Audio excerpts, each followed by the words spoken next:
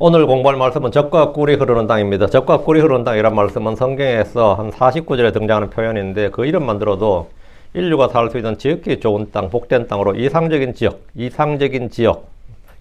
땅. 예. 그렇게 딱 들립니다. 느낌이 딱 그렇게 들리죠. 그래서 하나님께서 이스라엘에 주시기로 약속한 땅입니다. 이 땅은 신화나 전설 속에 등장하는 가상의 어떤 지역이 아니라 아브라함과 이삭과 야곱이 실제로 거주했던 땅으로 가나안족 속의 땅입니다.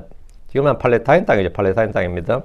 이것은 지구상의 지도에 등장하는 특정 지역으로 인류의 이상향이나 신비의 도시나 대륙이 아닙니다. 신비의 대륙이 아니에요. 신비의 땅이 아니라고. 오랫동안 인류는 사람이 살 수 있는 최고의 장소가 지구상 어디에 존재할 것이라고 생각했습니다. 어느 나라나 예전에 다. 그래서 그런 이상향에 대한 동경이 있었는데 그걸 좀 찾자. 불교에서는 그걸 서방정토라고 그럽니다. 서방정토 또는 극락정토, 불국정토 이런 말인데 그 정토 사상이 있어요. 정토가 뭐냐면 끝내주는 곳이다 이거예요. 거기 가면 사람이 병도 들지 않고 죽지도 않는 그런 땅이 지구상에 있다 이거야. 그 불국정토라고 그러는데 그게 정토 그게 왜 서방정토라고 하냐면 서쪽으로 가면 된다 이거예요. 서쪽 어딘가 있다. 왜 그런 생각하는 것 같아요? 에덴의 낙원에서 쫓겨난 게 동쪽에 쫓겨났기 때문에 서쪽으로 가는 겁니다. 그럼 거기 에덴의 낙원에 대한 그 전설이 다 남아 있는 거죠. 그래서 서방정토라고 그럽니다. 거기 가면 있다 이거죠. 그리고 서구에서 이제 유토피아라고 그러죠. 유토피아는 노웨어란 뜻입니다. 그런 곳은 없다 하는 뜻이에요. 그게 유토피아가 노웨어야. 그런 곳은 없다는데 이 유토피아를 이제 이상향, 낙원, 이상적인 세계를 가리키는 장소로 이해를 합니다.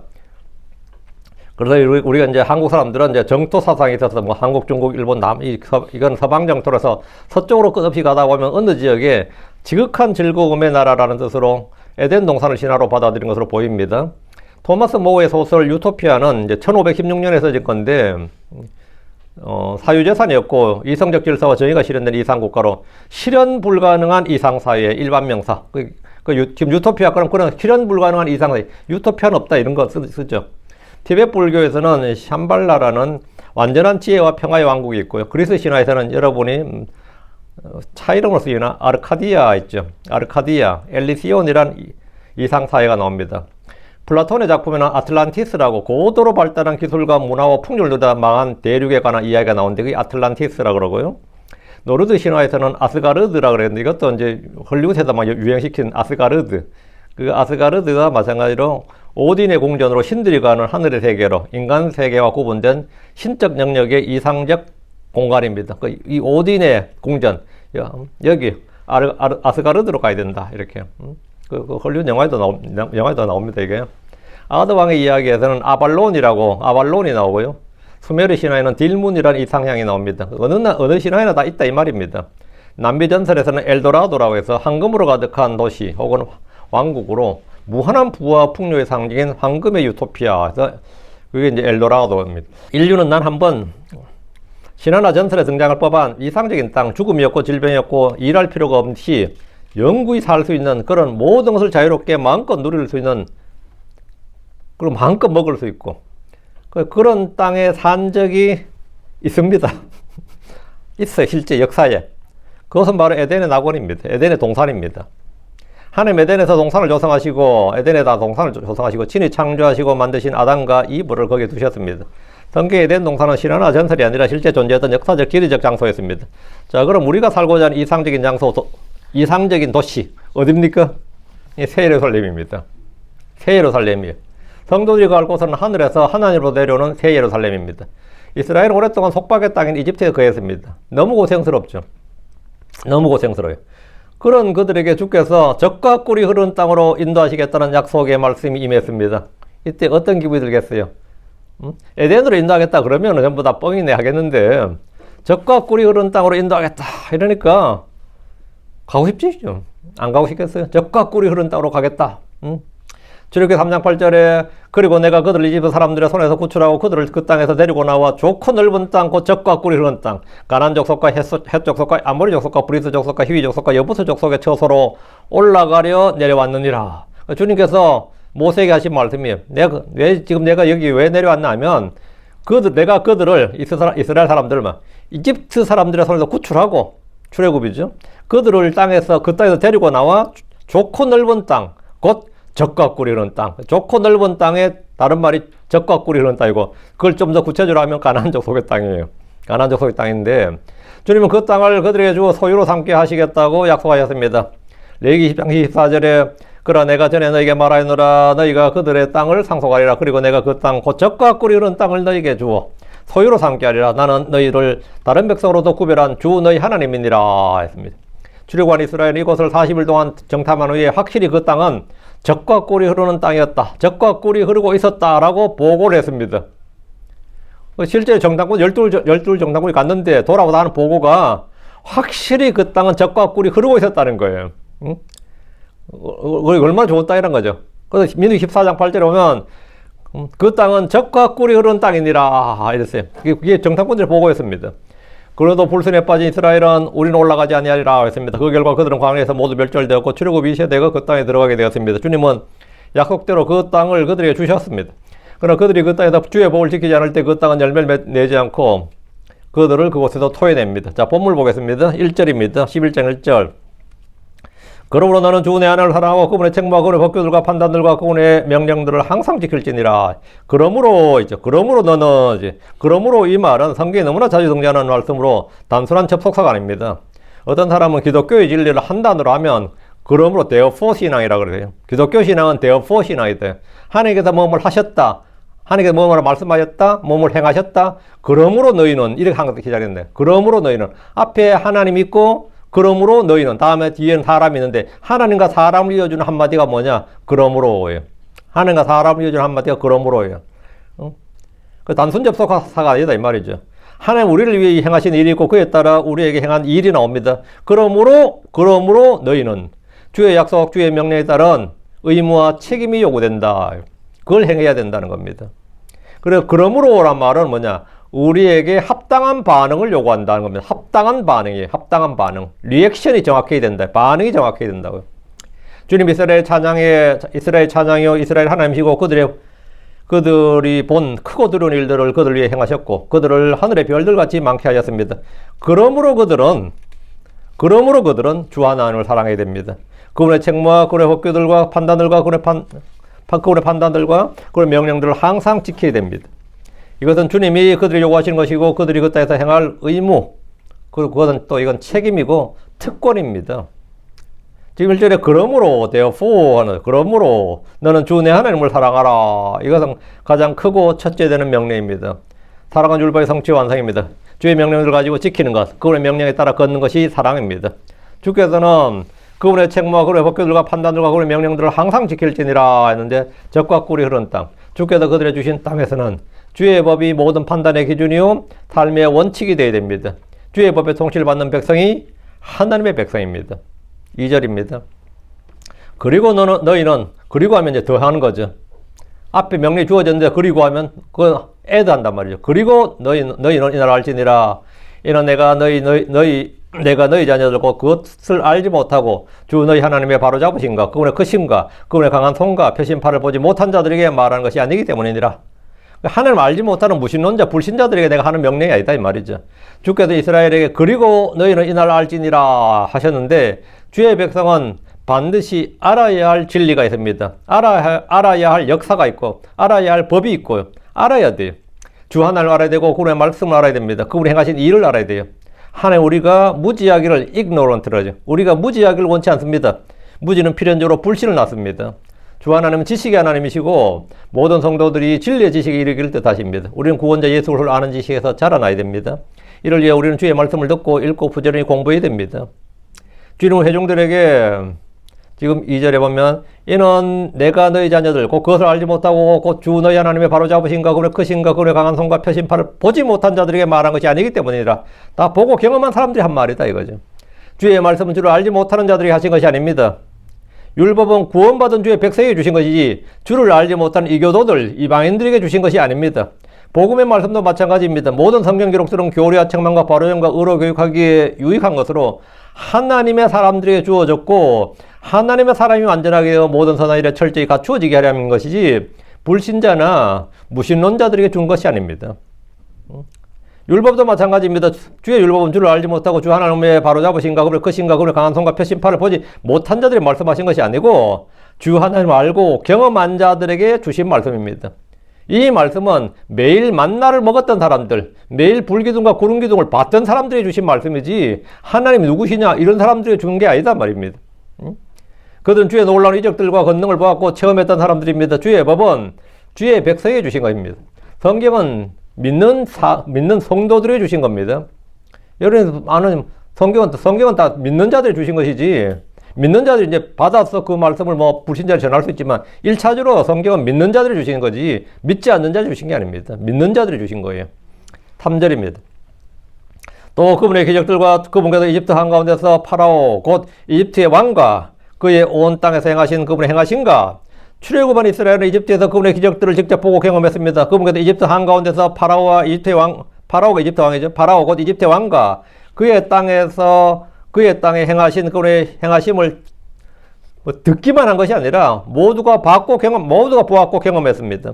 나일강의 물이 피로 변하는 것부터 시작해서 그 땅에 10가지 재앙이 임했는데 이집트의 온 땅에 임한 짙은 어두움의 재앙과 마지막 재앙인 장자 재앙은 이집트 사람들조차 주 하나님의 존재와 권능을 인정하게 만든 큰 이적이었습니다. 4절. 또 그분께서 이집트의 군대와 그들의 말들과 그들의 병거들이 행하신 것과 또 그들이 너희를 추격할 때 그분께서 홍해의 물들을 그들 위에 넘치게 하셨고 주께서 이날까지 그들을 멸하신 것과 주님 역사를 쫙 이야기해 주는데 너희들 다 경험한 거다 이거죠.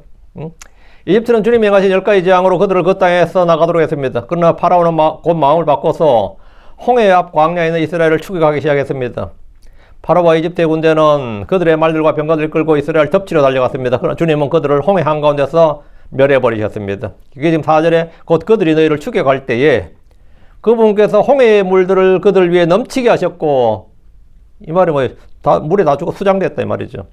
하나님 홍해를 갈라 이스라엘을 마른 땅처럼 건너게 하셨고 이스라엘은 마른 땅처럼 건너게 하셨고 이집트는 그곳에서 수장시켜 버렸습니다. 그분께서 홍해의 물들을 그들 위에 넘치게 하셨다는 것은 물로 그들을 다 멸하셨다 입니다. 이 사건은 출애굽한 사람들 중에 보지 못하거나 알지 못한 사람이 없었고 아무도 의심하거나 부정할 수 없는 큰 사건이었습니다.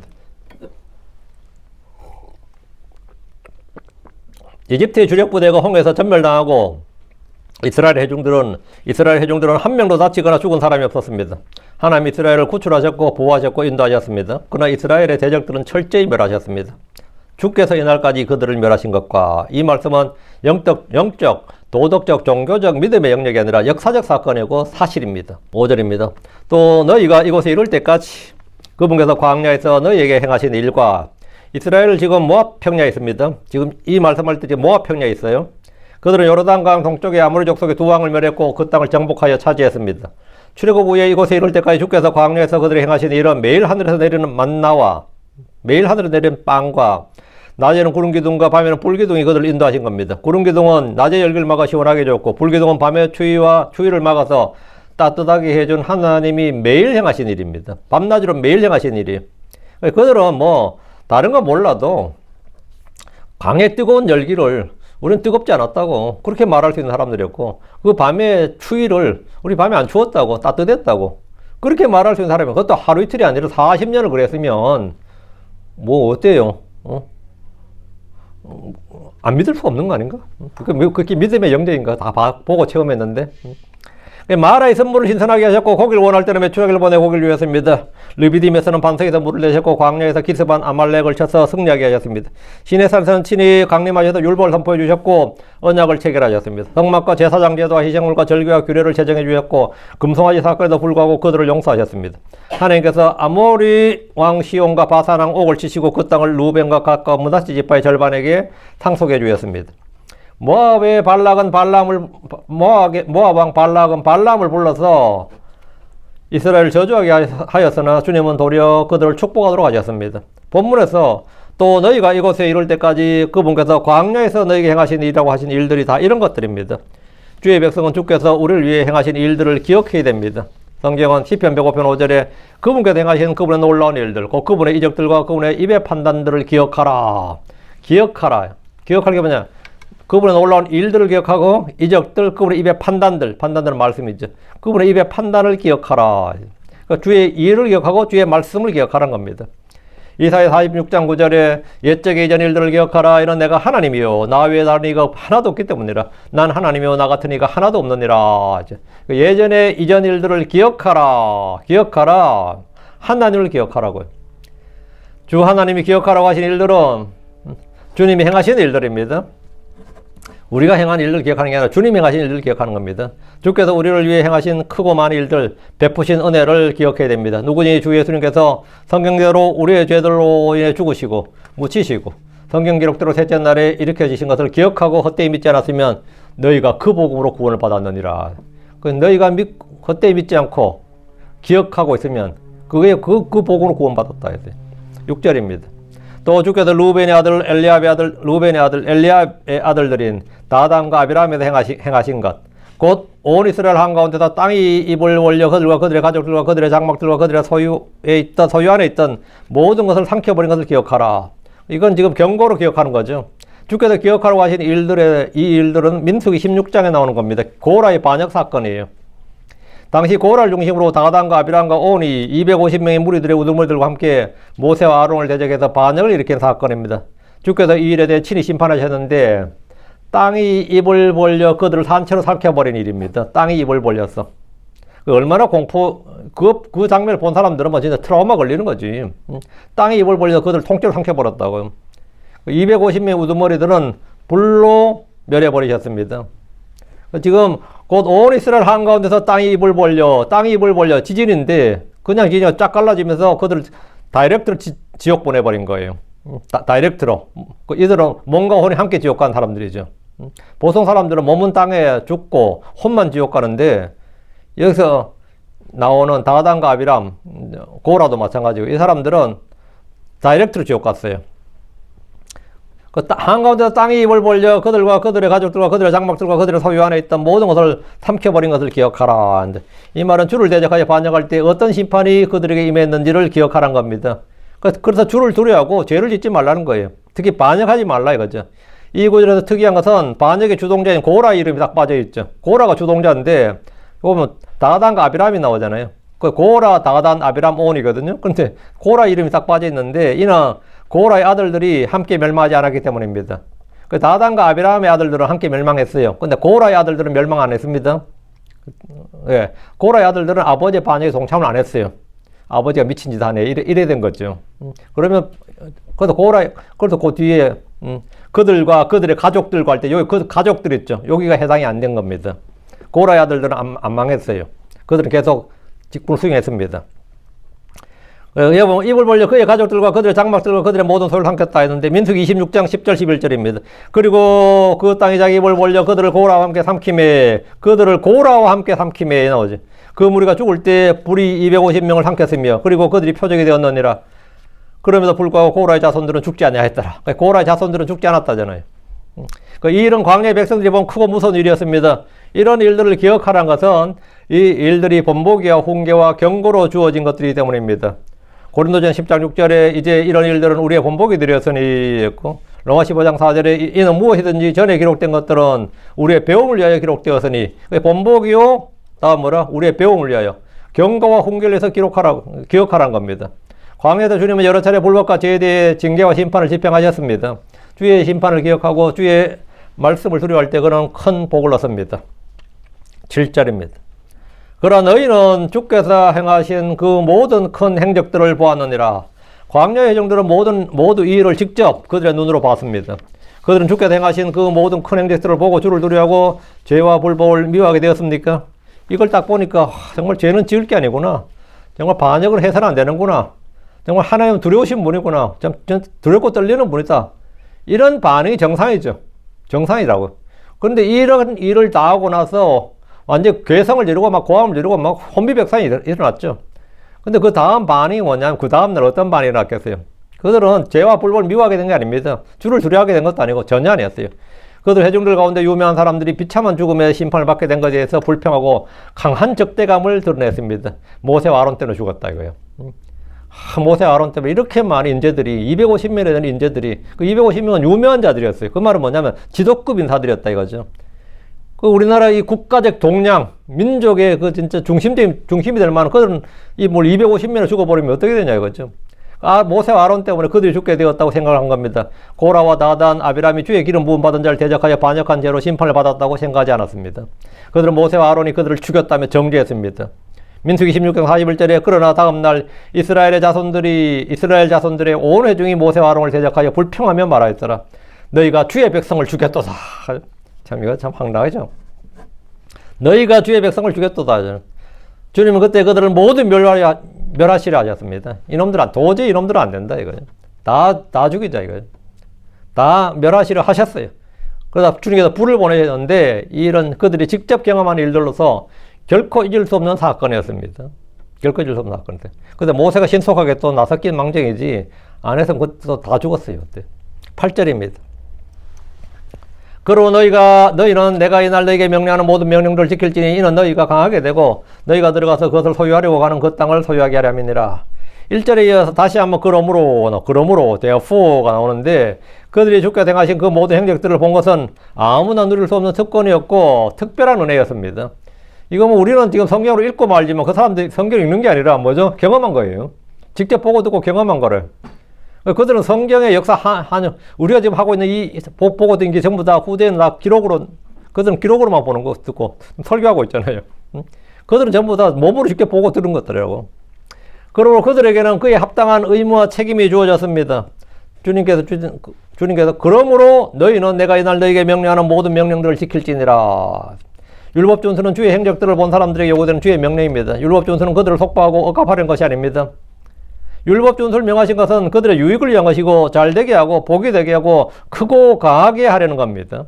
그게 율법준수예요. 율법을 주님 왜 주셨냐면 너희 잘되라고 주신 거예요. 그들의 유익을 for thy good, 너희 잘되라고 준 거라고. 너희 유익을, 너희의 선함을, 한마디로 네 잘되라고 줬다 이거죠. 복이 되게 하고 크고 강하게 하게 하고 그 땅에서 장수하게 하고 그렇게 하게 하려고 줬다 이거. 오늘날 서구의 크리스천들, 그래서 한국은 또 미국에서 기독교를 받아들였으니까 오늘 서구의 크리스천들이나 좀 우리나라 한국 교회에 비하는데 크게 오해한 한 가지가 율법에 대한 관점입니다. 많은 성도들이 율법 준수를 육신의 행위나 헛되은 일이나 쓸데없는 일로 여기는 겁니다. 그건 구원에 관한 거죠. 율법 준수를 통해 구원받는 데서는 율법이 아무 의미가 없는데 율법 준수는 구원받으러 준 게 아닙니다. 구원받은 사람이 준 거지. 응? 율법을 도저히 지킬 수 없는 불가능과 무거운 것으로 여기는 이들도 있습니다. 주의 율법은 선하고 의롭고 거룩한 겁니다. 율법은 영적인 겁니다. 본문에서 율법 준수를 명하시면서 이는 너희가 강하게 되고 너희가 들어가서 그것을 소유하려고 가는 그 땅을 소유하게 하려 함이니라 이런 말씀합니다. 출애굽한 이스라엘은 시내사에서 율법을 받았지만 그것을 지키려는 마음이 전혀 없었기 때문에 광야에서 몇 번이나 전멸을 당할 뻔했습니다. 출애굽 1세대는 주님이 주시는 땅을 거부함으로써 갈렙과 여호수아를 제외하고 모두 죽임을 당했고 그 땅에 들어가지 못했습니다. 약속의 땅은 이스라엘에 주신 구원이 아니라 상속물입니다. 상속과 영광과 보상 은혜의 선물이 아니라 그들이 받은 약속과 명령과 법을 지키고 행함으로 얻는 겁니다. 우리가 은혜로 구원받았더라도 주님이 약속하신 보상과 영광을 받기 위해서는 이 땅에서 주의 명령을 지키고 행해야 됩니다. 주의 이름, 주의 말씀으로 인해 고난을 받아야 됩니다. 보상은 믿음의 행위에 따라 주어지는 상급입니다. 당연히 그들은 주께 받은 율법을 지키고 행함으로써 가나안 땅에 들어가 소유하고 가나안 땅에서 날들이 길게 되고 복을 받는 겁니다. 9절입니다. 또 주께서 너희 조상들에게 곧 그들과 그들의 씨에게 주려고 맹세하신 그 땅, 곧 젖과 꿀이 흐르는 땅에서 너희가 너희 날들을 길게 하려 하심이니라. 주께서 주의 모든 명령들을 지키라고 명하신 이유는 주님이 주신 그 땅에서 그들의 날들을 길게 하려 하심입니다. 한마디로 생명연장, 수명연장의 꿈을 이루어주시겠다는 겁니다. 사람들은 누구나 무병장수를 가장 큰 복으로 여깁니다. 하나님 그들에게 건강복과 장속을 말씀해 주셨는데 주의 뭘 잘 지키면 내가 이집트에서 내린 질병을 하나도 내리지 않고 이게 뭐죠? 이게 무병이죠. 그리고 그 땅에서 날들이 길게 되는 장수죠. 그 주님께서 법을 주신 것은 그들이 그 땅에서 잘 먹고 잘 살고 무병장수하라는 거예요. 무병장수하라. 그 몸이 무병장수하라고요. 그 생명연장과 수명연장의 꿈을 이루어 주시겠다 이거죠. 하나님 그들에게 건강복과 장수복을 말씀해 주셨습니다. 주께서 그들의 조상들에게 또 그들과 그들의 씨에게 주려고 맹세하신 그 땅은 젖과 꿀이 흐르는 땅이라는 거예요. 젖과 꿀이 흐르는 땅. 이 말은 지구상에서 가장 좋은 땅이란 말입니다. 좋은 땅. 그 땅은 토양과 토질이 좋을 뿐만 아니라 주의 눈이 항상 지켜보는 땅입니다. 주께서 주의 법에 따라 백성을 통치하시는 땅입니다. 가나안 땅을 젖과 꿀이 흐르는 땅이라고 하는 것은 좀 과장된 면이 있다고 생각할 수 있지만 문자 그대로 사실입니다. 가나안 땅은 양이나 염소나 소떼가 먹을 수 있는 초장이 많아서 사람들이 제때 젖을 짜지 못하면 땅에 젖이 흘렀고 산에는 야생 꿀이 넘쳤습니다. 그 젖이 흘러 넘쳐요. 그러다 보니까 아무데나 이 양떼 젖이 땅에 있었어요. 그래서 젖이 흐른 땅이라고 그랬고, 꿀을 제때 다 따지 못하니까 이 계곡이 많고 산이 좀 험준한 데 많아서 거기에 벌들이 하면요. 요즘은 저 동남아가 석청의 수출국이거든요. 그 동남아 석청 따는 거 한번 열어보시면 진짜 하나로 이런 정도가 아닙니다. 꿀 따는 게. 그걸 이제 한국으로 막 팔고 하는데, 그런 그 이스라엘은 석청이 그렇게 많이 떨어진 거예요. 그래서 발로 가는데 산길 올라가고 있는데 되게 꿀을 밟았네. 한국 사람은 똥을 밟았네. 그런 거 하죠. 여기 사람은 꿀을 밟았네. 이런 거예요. 그래서 젖과 꿀이 흐른 땅입니다. 그게 뭐 사실 농사 못 지어도 꿀만 따겠다고 덤벼들어도 넉넉히 1년 수입 잡는 거예요. 그래서 젖과 꿀이 흐른 땅입니다. 문자 그대로. 그래서 젖과 꿀이 흐른 땅이라고 했는데, 농업을 주축 산업을 하는 고대사에서 이스라엘은 그 땅에서 나는 것으로 먹고 사는데 충분하고도 남는 땅이었다. 외국과 무역을 하지 않아도 식량에서 식량 안보, 자급자족이 충분했다고요. 대한민국 같은 나라는 밀이 안 나거든요. 밀이 안 나기 때문에 이 수출 환율 같은 거 올라버리면 빵 가격이나 뭐 라면 가격이 한꺼번에 팍 올라버려요. 그냥 안 오를 수가. 왜? 밀은 99% 수입이거든요. 한국 사람은 밀 농사 안 합니다. 밀 농사 잘 되지도 않고. 그러다 보면 다 수입이기 때문에 안 오를 수가 없죠. 응? 안 오를 수가 없다. 그럼 이제 또 모든 그 서민 물가를 가서 막 강제로 막 정부 때려 누르는데 그 자체가 독재지 사실은. 그 한국 옛날부터요. 하여튼 라면 값은 목욕탕 값하고 라면 값은 정부가 때려잡았어요. 그래서 여인수 값 있죠. 여관 값 그것도 정부가 때려잡았어요. 그 서민들이 와서 자야 되는데 바로 뭐 어제 10,000원 하던 게 오늘 뭐 20,000원 해버리면 정부의 부담 불만이 폭증하기 때문에, 그럼 정부 거의 말이 민주주의 국가지. 자본 시스템에서는 한국은 거의 공산주의 국가였어요. 한두 해가 아니라 옛날부터 그랬습니다. 지금도 그렇고 있고. 왜요? 한국 식량 안보가 안 됩니다. 기름 안 납니다. 한국 기름 안 나요. 참기름 그거 얼마나 난다. 그게 기름도 아니겠지만, 기름 다 수입해야 됩니다. 이게 뭐 석유만 수입해야 되는 게 아니라 먹는 기름을 다 수입해야 돼요. 한국 먹는 기름 다. 근데 여긴 젖과 꿀이 흐른 땅이는데 넘치는 게 식량이야. 넘치는 게. 그러니까 뭐 수입 안 해도 된다고. 고립주의로 나가도 잘 먹고 잘 살 수 있어요. 우리 너희들하고 결혼도 안 하고 무역도 안 하고 뭐도 안 하고 우리끼리 잘 살게 하면 이스라엘이 가능한 나라였다 이거. 충분했다 이거죠. 네. 농업을 주축으로 하는 이 나라에서 이거는 진짜 복 터진 겁니다. 이스라엘은 그 땅에서 나는 것으로 먹고 사는데 충분하고도 남는 땅이었고 오히려 수출할 수 있는 나라였어요. 그 땅에서 건강하게 장수하려면 단 한 가지만 하면 됩니다. 약학을 발전시키고 의학을 발전시켜야 되는 게 아니라 율법 잘 지키면 돼요. 율법 잘 지키면 됩니다. 뒤에 모든 명령을 지키는 겁니다. 10절입니다. 이런 내가 들어가서 소유하는 그 땅은 너희가 나온 이집트 땅과 같지 아니하기 때문이라. 거기에는 내가 내 씨를 뿌리고 채소밭같이 내 발로 물을 대었거니와. 내 발로 물을 대었거니 여기 언더라인 하시고요. 요거는 배경이 약간 있습니다. 그냥 하면 말을 잘 모를 겁니다. 주님 그들에게 주시기로 약속한 땅이 어떤 땅인지 말씀해 주셨습니다. 그 땅은 젖과 꿀이 흐르는 땅인데 그 땅은 이집트 땅같이 항무지도 아니고 사막이 아니고 산지와 농토예요. 산과 계곡이 많고 나무들이 우거진 숲이 많았습니다. 이집트 땅은 비가 오지 않습니다. 그러나 나일강이란 큰 강이 있습니다. 그런데 이집트에서는 사람들이 씨를 뿌리고 채소밭같이 농부들이 발로 할 때 발은 우리가 오른발 왼발 할 때 발로 물을 냈다는 거예요. 발로 물을 내는 거냐면 강물이 있었는데 강물에서 밭으로 가려면 관계 수로를 잘 개발해야 되지만 약간 높은 곳에 있거나 할 때는 뭐죠? 물을 퍼와서 돼야 되는 거죠. 물을 퍼와서 돼야 되는데 그러다 물을 계속해서 양동이에 퍼와서 될 수는 없는 거죠. 그러니까 수차를 만들어야 되죠. 그 수차는 뭘로 하냐면 발로 밟아야 돼요.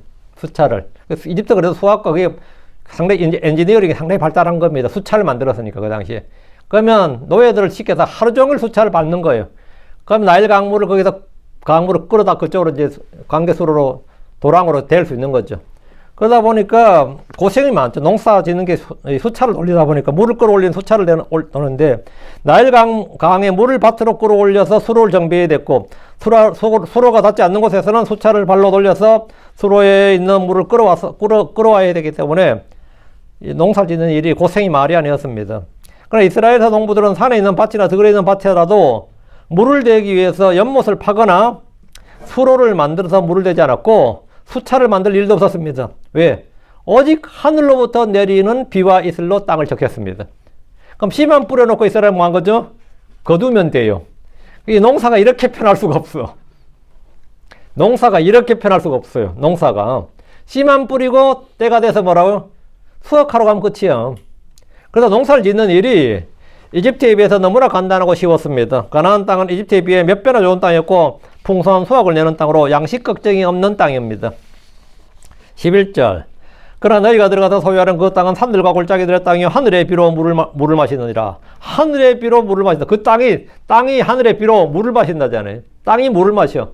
그러면 땅은 뭐죠? 수분이 항상 축축하다 이 말이죠. 수분이 축축하다 말은 뭡니까? 물될 일이 없다 이겁니다. 이스라엘이 들어가서 소유하는 그 땅은 산들과 골짜기들의 땅이요 산과 골짜기가 많은 땅이라는 말이고 산들의 비가 내리면 빗물은 골짜기에 고이게 되고 산에서 양떼나 소떼들이 먹을 수 있는 충분한 수자원이 됩니다. 그 양들 풀어놔 버리면 되는 겁니다. 풀어놔 버리면 되는 거예요. 그리고 자기들은 그냥 끌고 가면 되는 거지 물을 가지기 위해서 뭐 양들 물 먹이기 위해서 낑낑댈 필요가 없다요. 엄청 좋은 거죠. 하늘의 비로부터 물을 마시느니라 했는데 가나안 땅은 비가 없는 사막이나 항무지가 아니라 하늘의 비로 물을 마십니다. 땅이 물을 마시면 그 땅은 그 땅에 뿌려진 씨앗은 충분한 수분을 흡수해서 싹이 나고 자라서 열매를 맺습니다. 나무들 역시 땅에 흡수된 수분으로 자라서 열매를 맺습니다. 이런 땅은 농부들에게 최상의 땅입니다. 수분이 축축하면 또 산불이 안 나요. 땅에 수분이 축축하면 산불이 안 납니다. 최상의 땅이라고.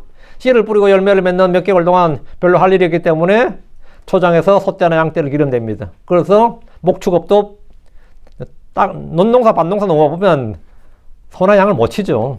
근데 논농사, 밭농사가 안 바쁘기 때문에 뭘 할 수 있는 거죠? 예, 목축업을 겸해서 할 수 있는 겁니다. 그러니까 수입이 엄청난 거지. 그래서 고기도 풍성하고 밭에서 나눠도 풍성하고 젖도 많고 꿀도 많고 뭐가 걱정이야. 먹고 배부르는 게 문제. 이때 이제 죄를 짓지. 12절입니다. 그 땅은 주 내 하나님께서 돌보시는 땅이요 주 내 하나님의 주 내 하나님의 눈이 해의 시작부터 해의 끝까지, 연초부터 연말까지 말이죠. 해의 시작부터 해의 끝까지 항상 그 위에 있느니라. 그러니까 연초부터 연말까지 1년 365일 말인데 주님 이스라엘 주신 그 땅은 하나님께서 돌보시는 땅입니다. 이 말은 농부가 자기 밭을 돌보듯이 주인이 자기 정원을 갖고 돌보듯이 그렇게 그 땅을 돌보신다는 말입니다. 농부들은 자기 밭의 경계를 돌보고 그 안에 튕겨진 작물들을 세심하게 살핍니다. 잡초들이 자라는지 작물에 병충해가 없는지를 항상 지켜봅니다. 거름이 필요한지 물이 필요한지도 봅니다. 작물이 약하면 지지대를 세워줍니다. 누가 자기 땅을 침범하거나 거기에 있는 것을 훔쳐가지 못하도록 울타리를 치고 도둑들이 들면 맞서 싸웁니다. 그 땅에 대해서 주께서 그렇게 돌보신다 이 말입니다. 그 땅은 주님의 눈이 해의 시작부터 해의 끝까지, 연초부터 연말까지 말이에요. 1년 365일 계속해서 항상 그것을 돌보시겠다. 내 눈이 항상 그 위에 있다. 그 말은 내가 항상 주목하고 주의하고 돌보겠다 이 말입니다. 누군가의 눈이 가장 많이 머무는 것이 뭐죠? 가장 사랑받는 대상이에요. 가장 보호받는 대상이 가장 많이, 누군가의 눈이 가장 많이 머무는 것이 가장 사랑받는 대상이에요. 쳐다보지도 않는 것은 무시와 멸시, 무관심의 대상입니다.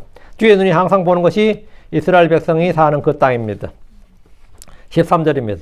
그리고 이런 일이 있으리니 만일 너희는 내가 이날 너희에게 명령하는 나의 명령들에게 부지런히 귀를 기울여 주 너희 하나님을 사랑하고 내 온 몸과 내 온 혼을 다하여 그분을 섬기면, 그리고 이런 일이 있으리니 이 표현 and it came to pass, and it shall be 이렇게 나오면 그게 뭐냐면 예언의 확실성이에요. 신약 성경 표현을 하면 이게 진실로예요. 이게. 그리고 이런 일이 있으리니 하면 앞으로 이런 일이 있어. 이거는 예언의 성취다. 반드시 이런 일이 일어난다. 반드시 이렇게 된다. 이런 일이 성취된다. 이 말인데 신약 성경 표현으로는 진실로 또는 verily 하는 표현이 있죠. 진실로인데 그 히브리어는 그게 아멘입니다. 진실로 반드시 그렇게 된다 이거예요. 반드시 이루어질 확실한 성취를 보증하는 표현이 뭐냐? 말씀하기 전에 그리고 이런 일이 있으리니 하면 그것은 이 말은 이어서 이어지는 말은 뭐냐? 100% 성취되는 말씀이다 이거.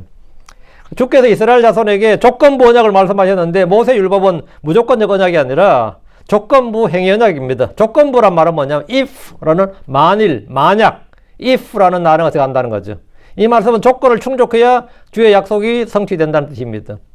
원래 예를 들어 회사에서 수입을 얼마나 올리면 뭐 보너스를 얼마 주겠다 그러면 얼마 올려야 주는 거죠. 근데 그걸 못 올리면 뭐죠? 못 받는 거예요. 그 조건이라고. 그 조건이라고.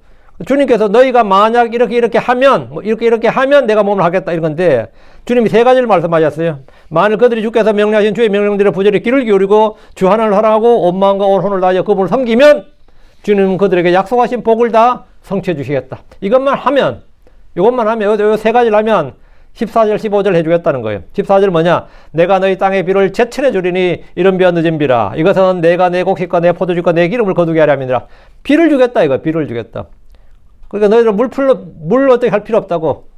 비를 주겠다, 이거. 가뭄 약속이 없다, 이 말이면. 그 말은 기근이나 흉년 걱정이 없다, 이 말입니다. 주님 약속하신 복은 그 땅에 비를 제철에 주신다, 이거. 이른 비와 늦은 비를 그 땅에 내려주심으로 그들이 거기서 곡식과 포도주과 기름을 거두게 하십니다. 제철에 내리는 비는 농사에서 가장 중요한 것입니다. 특히 큰 강이 없는 이스라엘은 전적으로 하늘에서 내린 비에 의존해서 농사를 지을 수 있었습니다. 이걸 보통 천수답이라고 그러거든요. 한국에서는 천수답 하면 안 좋은 땅의 대명사예요.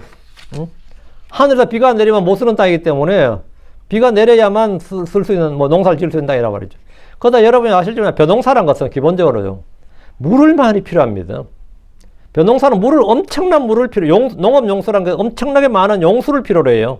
공업용수, 농업용수는 이거 우리가 먹고 마시는 이거 생활용수하고 다릅니다.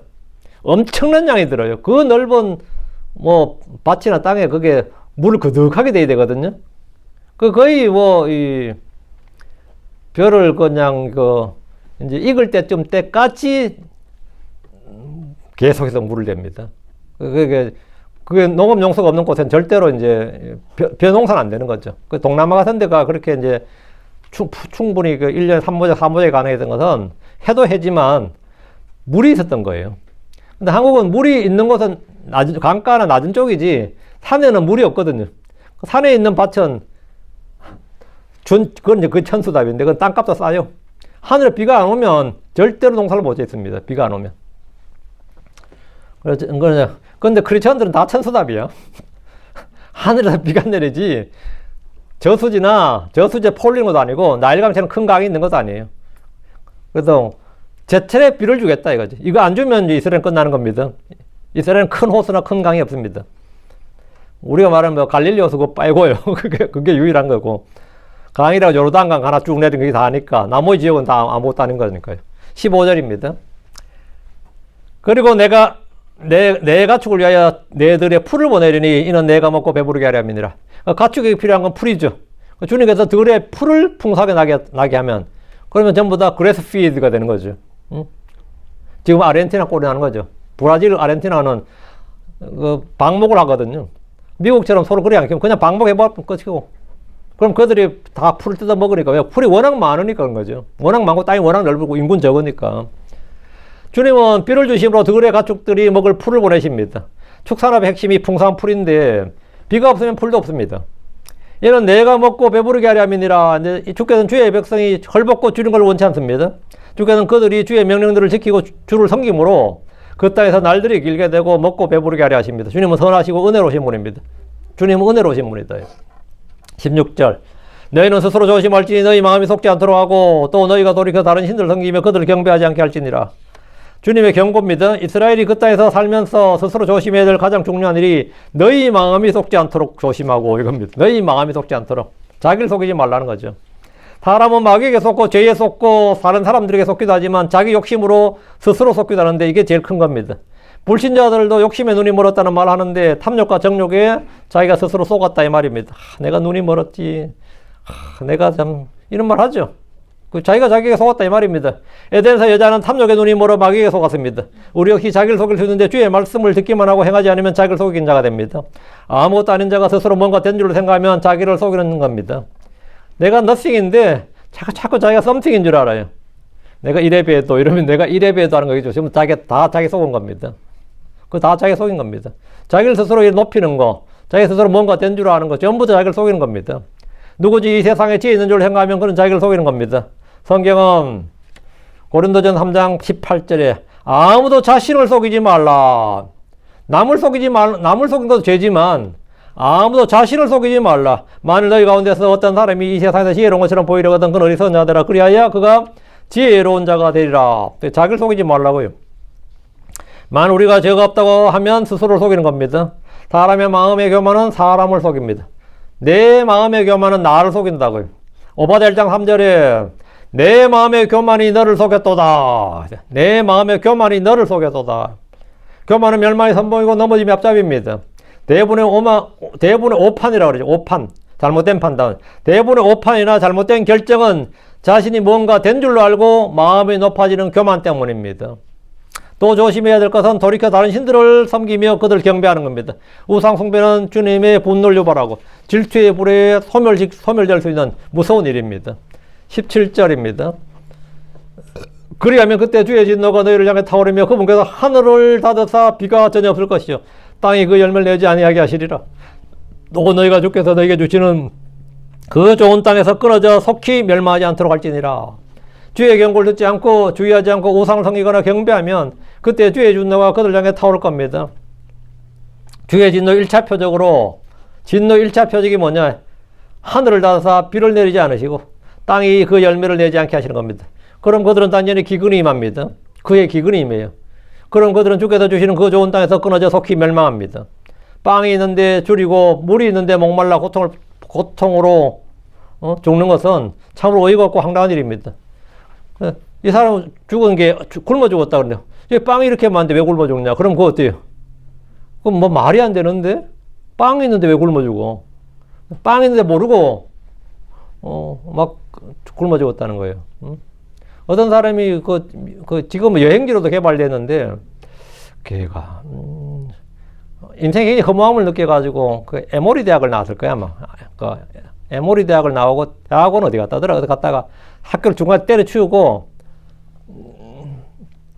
혼자 그 여행을 갔는데 아주 산지로 여행을 갔는데 거기 가니까 스쿨버스 하나가 이제 폐차된 스쿨버스가 있었어요. 거기 그 폐차된 스쿨버스를 안에다가 자기 아지트를 담고 하는데 이게 먹을 게 없고 뭐가 하니까 이제 막 옆에 찾고 하는데 거기서 굶어 죽었어요. 거기서 굶어 죽었는데 막 그렇게 이제 살기 위해서 여기저기 나올 길을 찾았나 봐.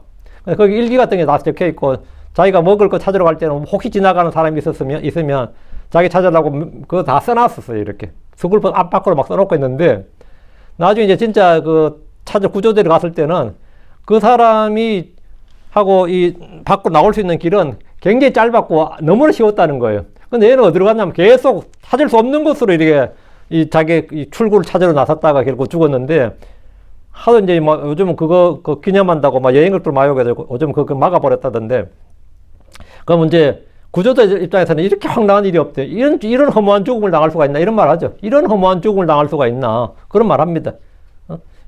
바로 출구가 바로 저기 있는데 어떻게 그 사람 해도 이쪽으로만 찾으러 나섰을까? 이렇게. 그런 일이 있어요. 빵이 있는데 굶어 죽는 거나, 물이 있는데 갈증으로 죽는 거나, 이와 마찬가지로 적화꿀이 흐르는 땅에서 굶어 죽는 것 같아요. 적화꿀이 흐르는 땅에서 굶어 죽는다. 이건 말이 안 되는 이야기예요. 적화꿀이 흐르는 좋은 땅. 주님이 1년 내내 연초부터 연말까지 말이야. 그 주의 눈이 돌보시는 그 땅에서 그 백성이 줄이고 끊어지고 멸망한다. 이보다 더 억울한 일이 없습니다. 주의 법을 지키지 않으면 그들은 모두 야가 지망합니다. 그래서 우리는 늘 열심을 다해서 마음을 지켜야 됩니다. 그래서 잠언 4장 3절에 열심을 다하여 내 마음을 지키라 이런 삶의 문제들이 거기에서 나오기 때문이라. 그 마음을 지키라 이게. 너희 마음을 지키라고. 마음을 지키는 방법은 그 마음을 어떻게 지키냐고요. 주의 말씀을 마음의 보고에 쌓아두고 숨겨두고 깊이 생각하고 묵상하면 됩니다. 그러면 마음이 지켜지는 겁니다. 주의 말씀을 마음에 쌓아두고 깊이 생각하면 돼요. 그러면 망하지 않습니다. 그러면 하나님 주시는 복을 다 받을 수 있어요. 그렇지 않으면 주님의 진노가 너희를 향해 불타오른다. 주님은 자기 백성에게 진노 안 하시냐? 하신다 이거죠. 하신다. 그들이 주의 복을 떠나고 주를 거역하고 대적할 때는 주님께서 이렇게 징계와 심판을 내리시는데 여기는 외모의 차별이 없고 외모를 존중함이 없습니다. 주님께서는 내가 육신을 따라 살면 반드시 죽을 것이로되 하신 말씀대로 육신을 따라 살면 죽습니다. 성령을 따라 몸의 행위를 죽이면 삽니다. 그래서 여러분이 열심을 다해 마음을 잘 지키시기 바라고요. 적과 꿀이는 땅에서 줄이는 일이 없도록 하고, 예. 그리스도 예수 안에서, 예. 육신을 따라 사는 일이 없도록, 그리스도 안에서, 예. 너 이렇게 영적 빈곤, 결핍으로 말미암아서 쓰러지는 일이 없도록 성도들이 늘 주의해야 됩니다. 내가 왜 이렇게 예수 믿는데 이렇게 한 번도 난 충만함이 없고 예수를 믿는데 왜 이렇게 만족이 없느냐? 그럼 그건 전부 다 자신의 마음에 예, 해결해야 될 죄가 있다. 고백해야 될 죄가 있고 해결해야 될 뭐가 있다는 걸 알아야 됩니다. 기도합시다. 이대적으로 간주하는 감사합니다. 하나님께서 은혜 주셔서 참 저에게 베푸신 복이 많습니다. 저에게 주신 약속도 많고 또 주님께서 저에게 베풀겠다고 하신 선하심 또 이런 것들도 저희가 다 많이 보게 됩니다. 그러나 저희들이 그걸 다 누리지 못하고 있는 것은 저희가 육신을 따라 살고 세상을 사랑하고 또 세상을 향해서 또 이게 자꾸 친구가 되고자 하는 마음 또 연합하고자 하는 마음이 있기 때문입니다.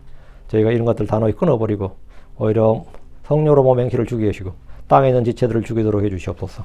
그리해서 오직 주님만 주의 말씀을 기억하게 하시고 주께서 행하신 일들을 기억하게 하시며 저희 마음속에 주의 말씀을 풍성히 쌓아두고 말씀을 숨겨두게 하시며 그 말씀을 저희가 깊이 생각하고 또 그걸 묵상하고 그것을 사용할 수 있도록 지혜를 주시길 간구합니다. 그리하여 이 땅에 살아가는 모든 날들 동안 저희가 참 결핍이 없고 궁핍함이 없는 성도를 되도록 하시며 늘 권리 있고 또 만족이 있고 참된 행복이 있는 그런 성도를 되도록 도우시길 간구합니다. 전능자주 하나님 특히 이 말씀 침략의 모든 성도를 기억하여 주시고 말씀을 듣는 기쁨과 은혜가 차고 넘치게 하시고 결핍이 없는 참 이 부족함이 없는 그런 성도를 되도록 도우시길 간구합니다.